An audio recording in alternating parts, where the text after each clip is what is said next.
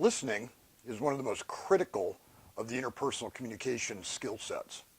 Unfortunately, it's also one of the most overlooked skill sets. I mean, really, when was the last time you paid a lot of attention to your listening? When was the last time you said, you know what, I need to think about listening in this scenario? Oftentimes, we take it very, very much for granted.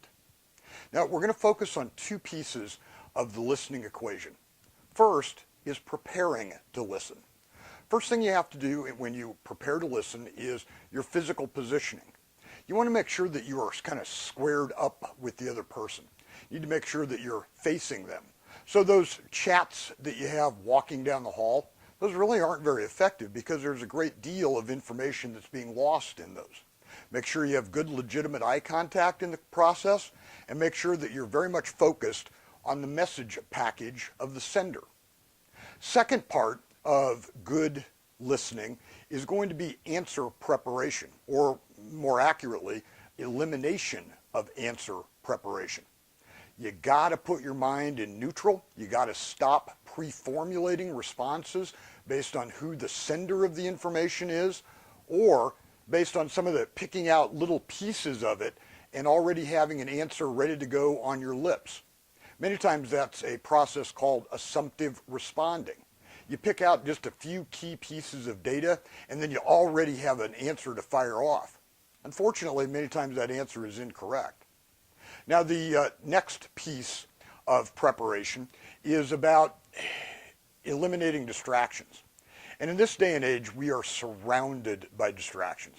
The golden envelope on your computer screen, the cell phone that we have on our hip, people passing by our office or cubicle, all of those represent distractions that will pull away and take away from the message quality that we're trying to focus and listen on.